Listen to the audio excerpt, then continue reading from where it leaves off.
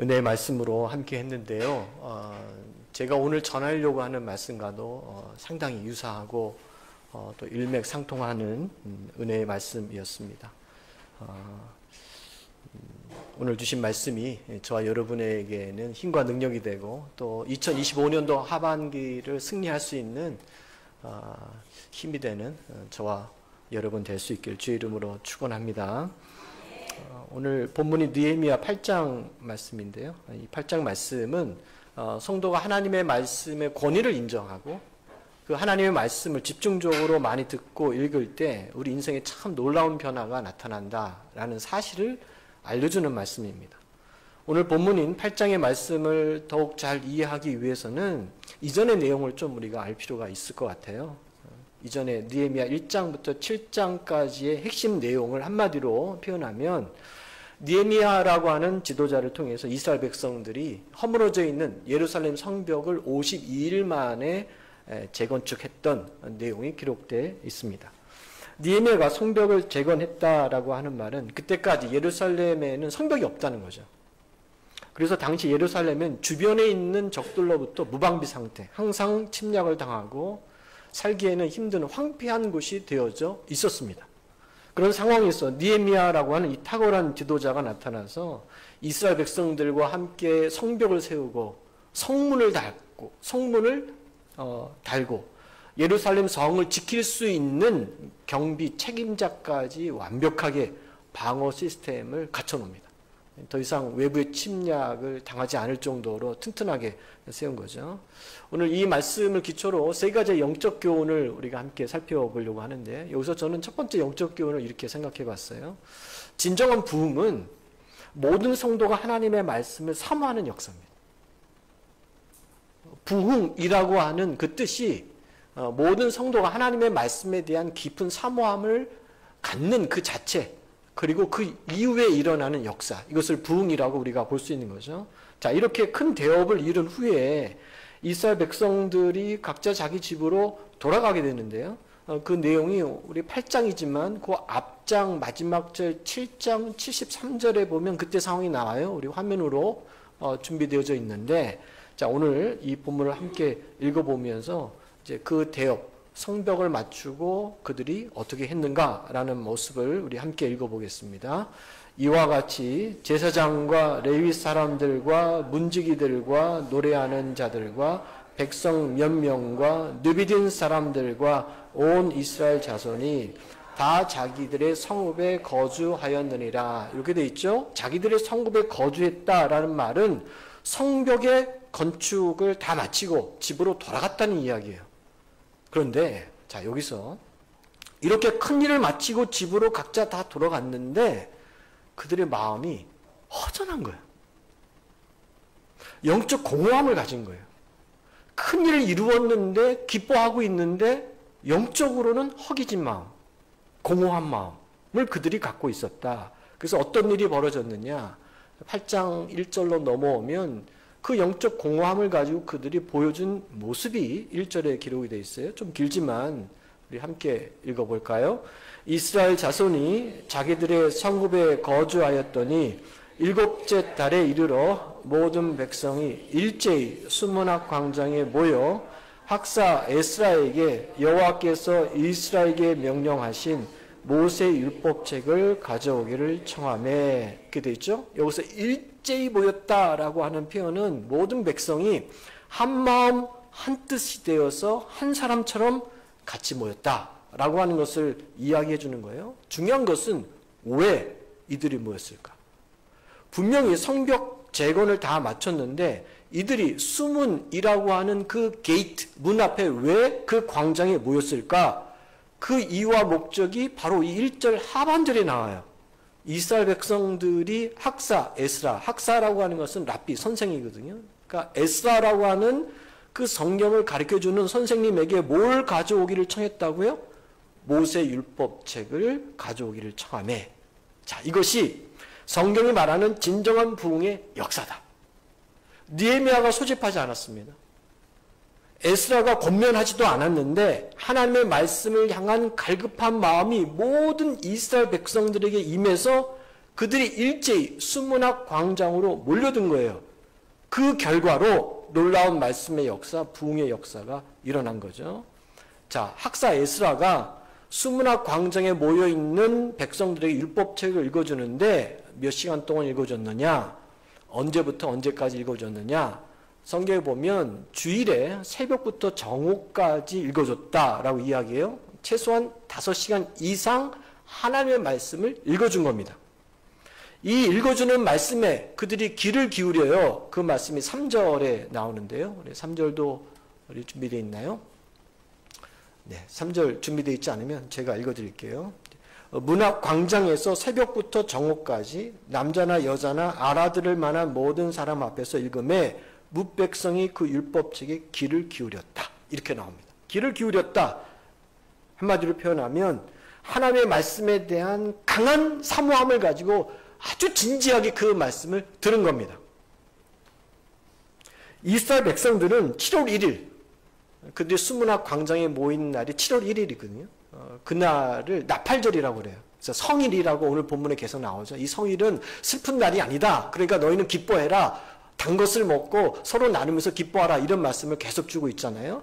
자, 7월 1일 수문학 광장에서 나팔절로 기쁨으로 잘 보냈고 집으로 돌아갔다가 그 다음날 7월 2일이 되었을 때 중간 지도자들이 하나님의 말씀을 더 듣고 싶어서 학사 에스라를 찾아옵니다. 그 내용이 오늘 13절, 8장 13절에 나와요. 자, 13절 말씀 준비되어 있죠? 한번 읽어볼까요? 그 이튿날은 여기서 7월 2일을 뜻하는 거예요. 함께 읽겠습니다. 그 이튿날 뭇 백성의 족장들과 제사장과 레위 사람들이 율법의 말씀을 밝히 알고자 하여 학사 에스라에게 모여서 이게 돼 있죠. 여기 나와 있는 사람들은 중간 지도자들이에요. 중간 지도자들이 그 전날에 하나님 말씀을 많이 듣고 더 하나님 말씀을 알고자 하는 마음이 생겨서 다시 학사 에스라에게 찾아왔다. 하루가 지나자 말씀에 대한 배고픔이 생긴 거예요. 우리 아까 최창조 전사님이 이야기했잖아요. 우리가 육신의 건강을 위해서 음식을 먹어야 되는데 그것만 가지고는 안 된다. 성도는 영적 양식 하나님 말씀을 살아야 된다라고 한 것처럼 다시 배고픔을 느낀 거예요. 이처럼 진정한 부흥의 역사는 말씀에 대한 끊임없는 갈급함을 동반합니다. 일시적인 갈급함이 아닙니다. 성령의 역사로 말미암아 말씀에 대한 입맛이 완전히 되살아나는 거예요. 여름철이 되면 입맛이 떨어지죠. 좋은 곳 있어도 잘 먹지 못합니다. 우리 영적 생활 가운데도 영적 입맛이 있어요. 근데 지금은 이 진정한 부흥은 영적 입맛이 다시 회복된 거예요. 그래서 이 뒤에 이어지는 말씀에 보면 이스라엘 백성들이 율법책을 읽다가 초막절을 지켜야 된다라는 사실을 알게 되거든요. 그래서 일주일 내내 초막절을 그들이 지키면서 하나님의 말씀이 낭독되는 것을 그가 듣습니다. 그 후로도 계속해서 이스라엘 백성들이 자원해서 모여서 하나님 말씀을 듣다가 또 놀라운 회개 역사로 이어지는 것이 9장 전반절까지 이어지는 내용입니다. 저는 이것이 진정한 부흥의 역사라고 믿습니다. 오늘 우리는 부흥이라는 이 단어를 잘못 사용하는 경향이 있어요. 이런 거죠. 교회에 출석하는 성도 수가 조금 늘어나면 부흥했다라고 표현합니다. 주일학교 학생이 한 20명인데 한 1년 지나 30명이 됐다. 그럼 뭐라고 표현해요? 아, 우리 인연주일학교가 부흥했습니다. 이렇게 표현하죠. 그런데 사실 그것은 부흥이라고 말하기보다는 교회가 좀 성장한 겁니다. 성장과 부흥의 이 차이를 오해하시면 안 됩니다. 성도 수가 좀 늘어난 것은 성장한 거예요. 부흥이 아니에요. 그러면 진정한 부흥의 역사는 뭐냐? 단순히 출석하는 성도 수가 좀 늘어난 게 아니라 오늘 본문에 나와 있는 이스라엘 백성들처럼 성령의 강권적인 역사 가운데 모든 성도가요, 하나님의 말씀을 강렬히 사모하는 역사가 일어나는 것을 부흥이라고 표현하는 거예요. 하나님의 자녀들이 세상의 그 어떤 일보다 하나님 말씀을 듣고 읽고 실천하는 것을 삶의 최우선 순위로 삼는 역사가 일어나는 것이 부흥의 역사다. 저는 이런 역사가 우리 명동교회 가운데 충만하게 임하길 주님의 이름으로 축원합니다. 저희가 우리 사명 선언문 할 때 5번째가 뭐예요? 부흥하는 교회가 되겠습니다. 이 뜻이 이거예요. 성도 수가 채워져서 성장하는 것은 우리가 간절히 바라는 것이고 그것도 이루어야 되겠지만 진정한 부흥은 우리 명동교회 성도들 심령 한 사람 한 사람 가운데 하나님의 말씀에 대한 이 강렬한 사모함이 늘 살아있는 거예요. 이게 부흥이에요. 이게 부흥. 교회라고 다 부흥의 역사가 있는 것이 아니거든요. 부흥하는 교회를 보면 성도들이 하나님의 말씀을 대하는 태도와 자세가 다릅니다. 사모하는 말씀으로 하나님의 말씀을 받습니다. 반면에 영적으로 침체해 있는 교회를 보면 하나님의 말씀을 대하는 자세나 사모하는 마음이 별로 없어요. 우리 학교 선생님들 잘 알 거예요. 딱 단상에 서서 학생들의 수업하는 모습과 태도만 보면 정말 이 학생이 공부를 열심히 하고자 하는 의지가 있는지 없는지 딱 느껴지거든요. 이게 딱 보이거든요. 정기정 원사님, 그래요, 안 그래요? 예전에 아이들 가르칠 때 딱 보면 이 아이가 정말 공부할 의지가 있구나 없구나가 딱 느껴져요, 안 느껴져요?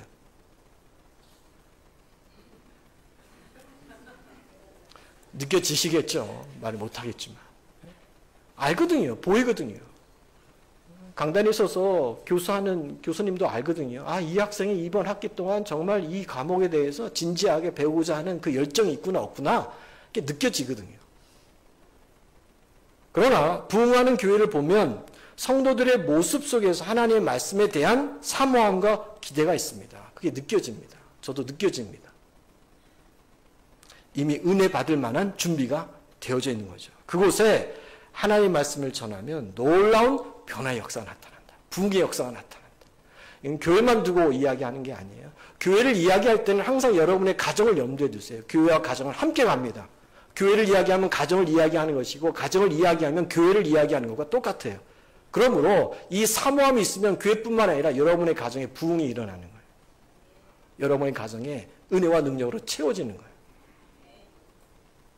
우리도 부흥의 역사를 경험하려면 이스라엘 백성들처럼 빈 마음을 가져야 돼요. 성경을 표현하면 심령이 가난해져야 하는 거죠. 우리는 때로 내 인생의 성벽을 건축하고 나서 마음이 공허할 때가 있습니다. 내 인생에 이것을 세워야 돼 라고 열심히 세웠는데 그래서 만족감이 있고 기쁨이 있고 괜찮을 줄 알았는데 시간이 지나니까 더 공허해지는 경우가 있는 거예요. 예를 들면 이런 거죠. 내가 그렇게 꿈에 그리던 내가 정말 갖고 싶었던 집을 사서 입주를 했는데 얼마 시간이 지나니까 마음이 공허함이 찾아올 때가 있습니다. 원하는 것을 갖고 뜻하던 일을 이루었음에도 불구하고 마음이 공허할 때가 있는 거예요. 날마다 치열하고 성실하고 바쁘게 살았음에도 불구하고 남이 모르는 나의 공허함이 내 마음에 자리 잡고 있습니다. 바로 그때가 수문학 광장에 모일 때입니다. 하나님의 말씀을 찾으라는 성령의 역사를 내가 귀 기울여서 하나님의 말씀 앞에 여러분이 쓰셔야 됩니다. 하나님의 말씀으로 채우셔야 한다는 거예요. 여러분 잊지 마세요. 우리 마음에 참된 만족감을 주는 것은 세상 것이 아니에요. 하나님의 말씀이에요. 그래서 역사상 가장 많은 것을 가지고 가장 많은 것을 누려봤던 솔로몬이 전도서 1장 8절에 이렇게 고백하더라고요. 자, 1장 8절 준비됐는데 우리 말씀으로 한번 읽어볼까요? 모든 만물이 피곤하다는 것을 사람이 말로 다 말할 수는 없나니 눈은 보아도 족함이 없고 귀는 들어도 가득 차지 아니하도다. 솔로몬이 보니까 만물이 다 피곤하대. 내 눈이 보아도 족함이 없고 귀로 들어도 만족함이 없다.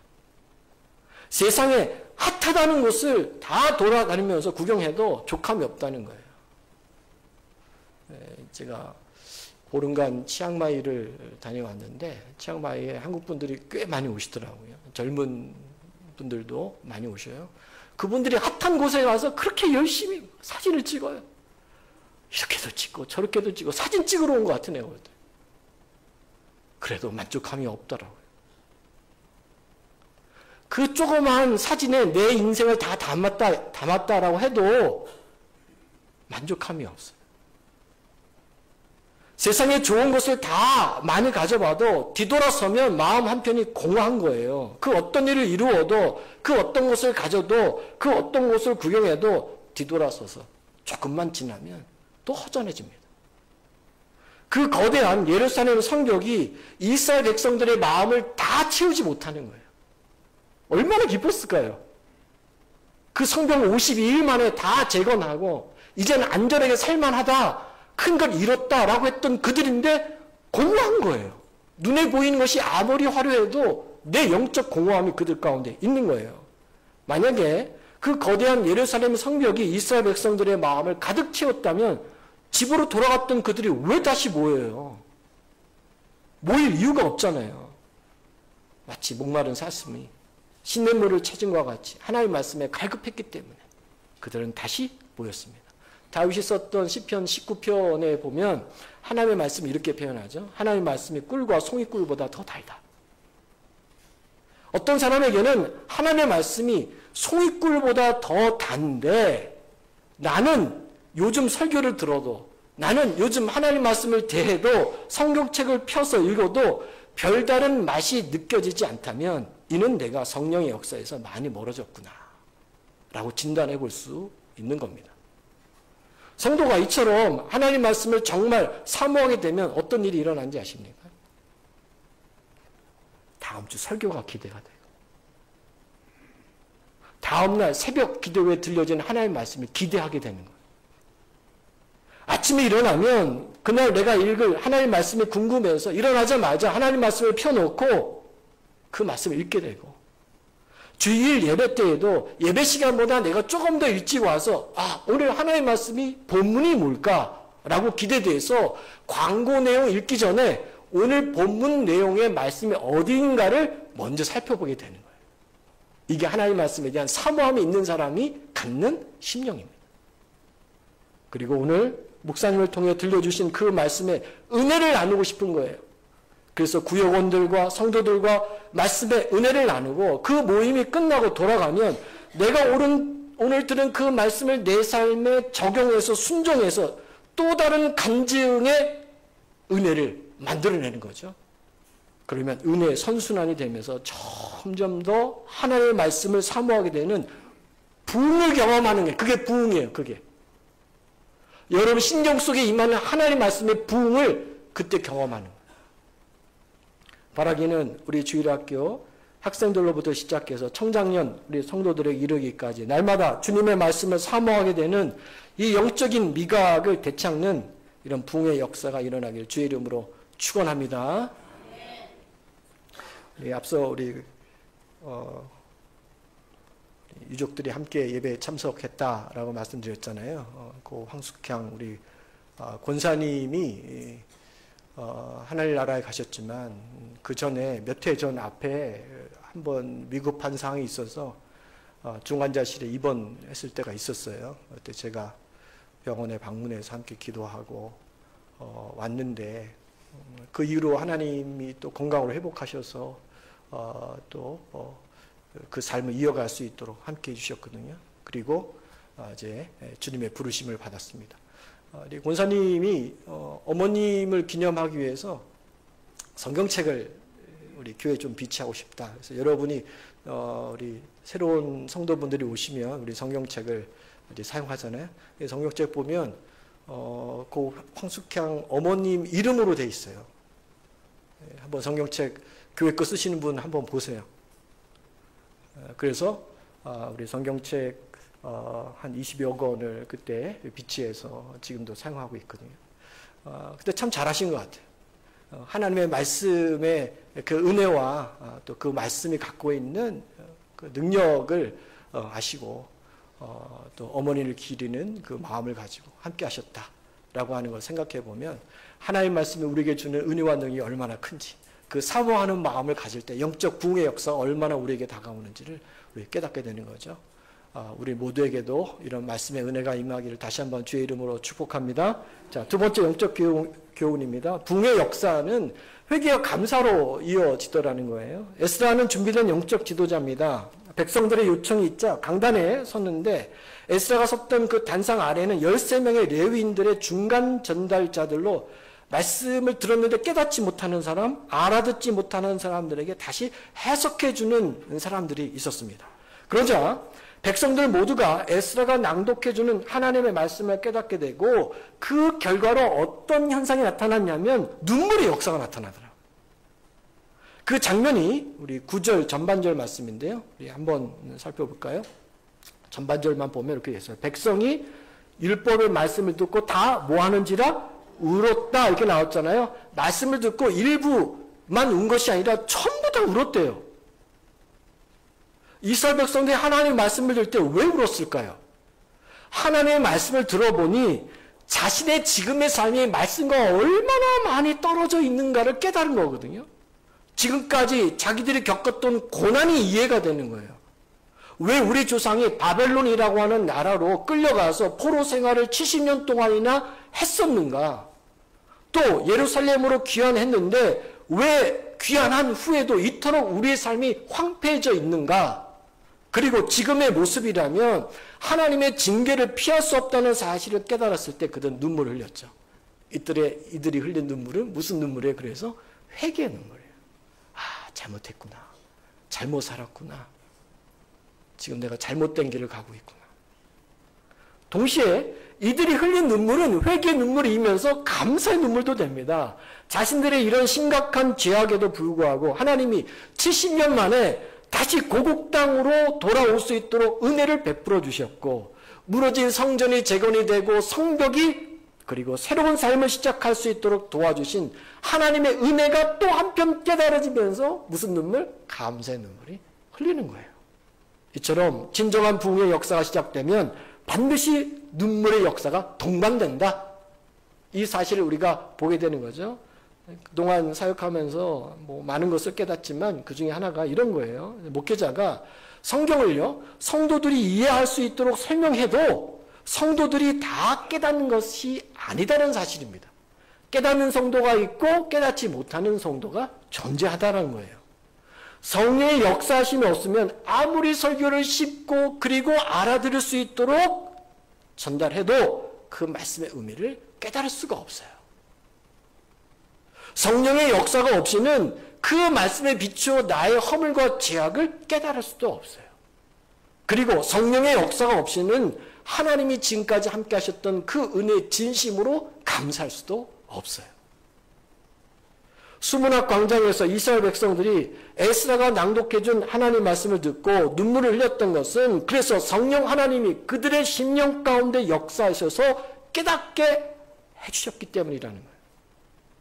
그래서 성도가요, 하나님의 말씀을 들으면서 예배 동안에 또 찬양하는 동안에 내가 흘리는 눈물이 있다? 너무나 귀한 겁니다. 그건 복입니다. 복, 여러분. 여러분의 삶을 한번 생각해 보세요. 내가 신앙생활을 하면서 1년에 한두 번이라도, 한두 차례라도 이스라엘 백성들이 말씀을 듣고 흘렸던 눈물이 없다면 주님, 나는 왜 그렇습니까? 정말 내 안에, 내 심령에 성령의 그 다스림과 역사가 있습니까?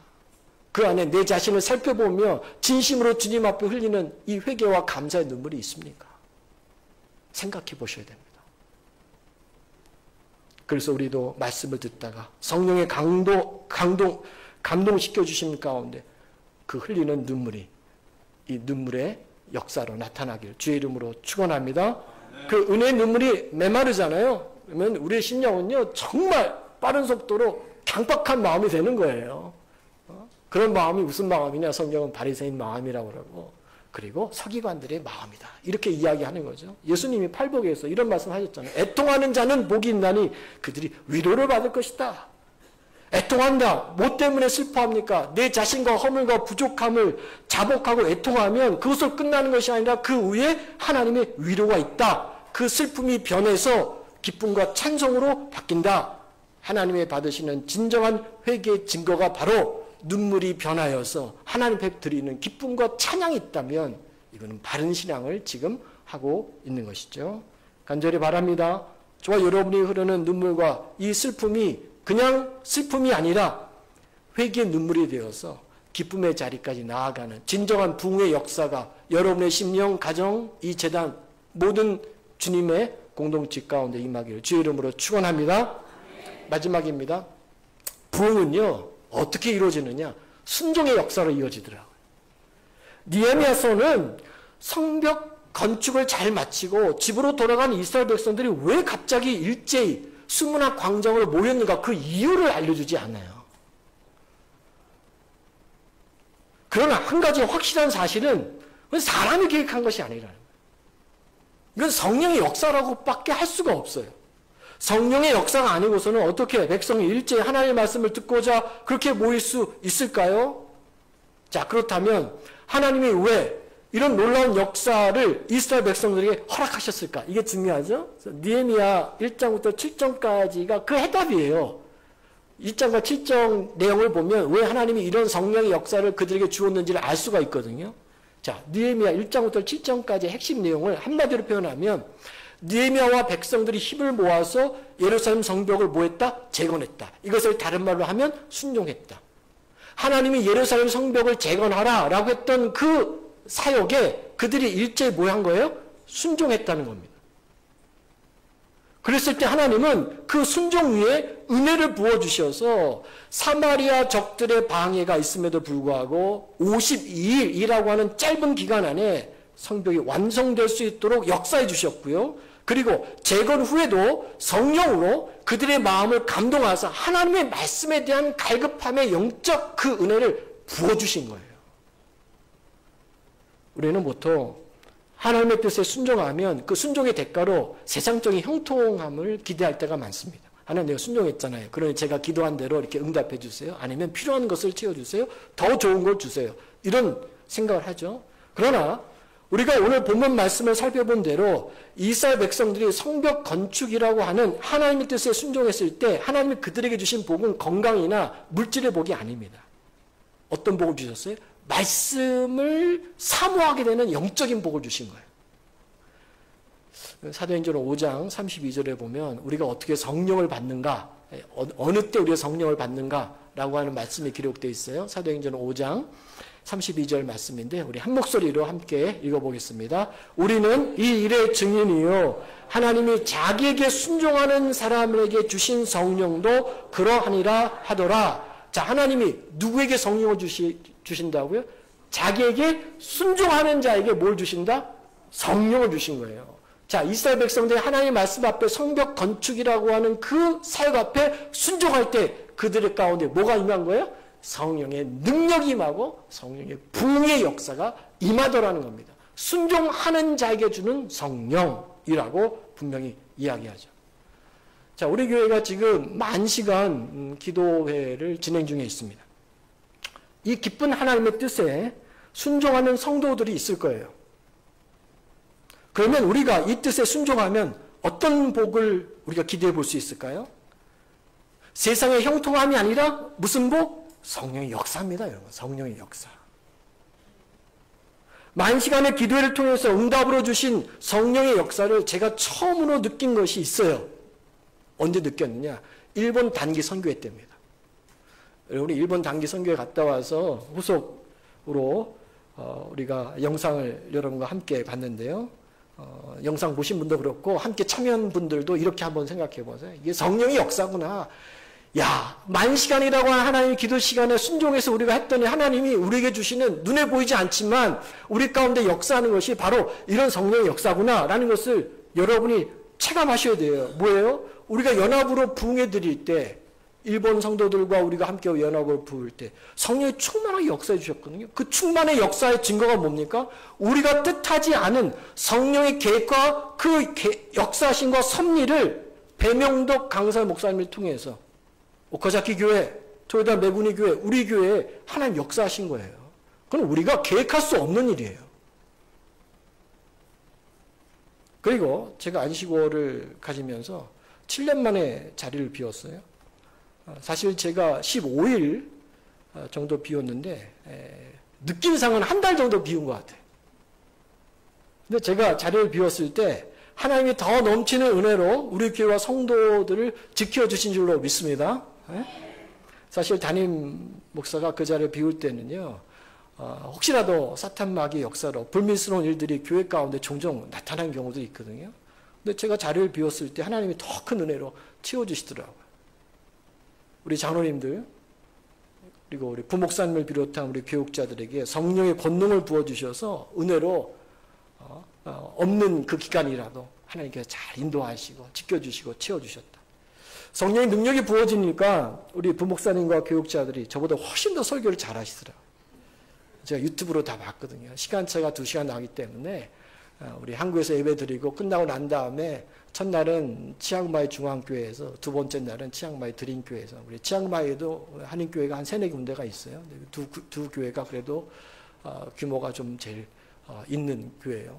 가봤더니 치앙마이 현지교회에 유년주일 학교가 중고등 뭐 그렇게 많은 거예요. 젊은 사람들 많고.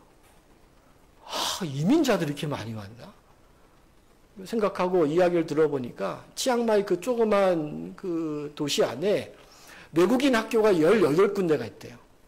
그러니까 한국에서 이제 초중고에 있는 아이들을 거기에 이제 외국인 학교에 보낸 거예요. 그러니까 교회마다 애들이 막 넘쳐나는 거예요. 그 부럽더라고요. 방학 되면 다시 거기로 들어오고, 그리고 또 학기 중에는 다시 모여서 열심으로 애들 배우고 열심으로 사역하고. 역시 한국 사람은 어딜 가도 교회 가운데 이런 계획과 능력이 있고 은혜가 있구나 저는 깨달았거든요. 2주 동안 제가 유튜브로 예배를 들으면서 인도민 목사님 교회에 관한 설교를 하시더라고요. 네. 첫 번째 주간에는 교회 관해서 이렇게 말씀하셨어요. 말씀과 기도가 있어야 됩니다. 사랑이 있어야 됩니다. 은혜의 나눔이 있어야 됩니다. 두 번째 주간에 이렇게 말씀하시더라고요. 그렇게 되기 위해서는 우리가 하나가 되어야 됩니다. 두 번째는 서로 다름을 인정해야 됩니다. 세 번째는 함께 하셔야 됩니다. 다 잃어버렸죠? 여러분 다 잃어버렸죠? 기억나십니까? 하나님 주신 은혜로 우리 목사님을 통해서 제가 없는 기간이라도 여러분 가운데 함께 그런 은혜로 채워주신 거죠. 저는 올해가 정말 기대가 많이 됩니다. 왜 올해가 특별히 더 기대가 되느냐? 제가 뭘 특별한 걸 준비해서가 아니라 우리가 이처럼 하나님의 뜻에 순종함으로 나아갈 때 하나님은 더 크신 성령의 역사, 부흥의 역사를 우리에게 부어주실 것을 믿기 때문이에요. 부흥은 순종을 통해서 와요. 10,000시간이 넘는 기도는 절대로 사라지지 않을 겁니다. 절대로 어디로 가지 않습니다. 하나님이 받고 계시고 틀림없이 그 기도를 사용하셔서 더 놀라운 성령 역사를 저와 여러분의 가정과 이 제단 위에 쏟아 부어 주실 겁니다. 다시 본문으로 돌아와서요. 여러분 한번 생각해 보세요. 초막절은 일주일간 지키는 거거든요. 그런데 13일 전에 이 사실을 안 거예요. 13일 전에 이스라엘 백성들이 율법책을 에스라가 낭독하면서 초막절을 지켜라라는 사실을 그때 깨달은 거예요. 그러면 사람이 갑자기 일주일의 스케줄을 내는 것이 쉬울까요? 13일 전에 초막절 지켜라 라는 것을 알고 그들이 일주일간의 시간을 온전히 하나님 앞에 드릴 수 있는 그 여건과 상황이 될까요? 많은 경우에 이렇게 이야기하지 않을까요? 하나님, 올해는 너무 어려울 것 같아요. 너무 촉박하게 우리가 이 사실을 알았어요. 이미 약속이, 계획이 다 잡혀 있어서 내년부터 저희가 잘 지켜드릴게요 라고 얼마든지 할 수 있는 것 아닙니까? 그런데 지금 이스라엘 백성들은 그들이 하던 모든 일을 중단하고 즉각적으로 하나님 말씀을 순종해서 정말 멋지게 초막절을 지켜내거든요. 이제 9장 가면 그 내용이 나와요. 우리가 이렇게 즉각적인 순종으로 반응할 때 성령의 역사가 계속되고 더 증폭된다. 다시 한번 제가 말씀드릴게요. 진정한 부흥은 그냥 단순한 순종이 아니라 앞에 수식어가 붙어요. 무슨 수식어냐? 즉각적인 순종으로 나가야 된다는 거예요. 우리가 신앙생활을 하다 보면 이스라엘 백성들이 그 시기와 상황에 딱 맞는 말씀을 만난 것처럼 기가 막히게 지금의 내 상황과 시기에 딱 맞는 말씀을 통해서 전달될 때가 있습니다.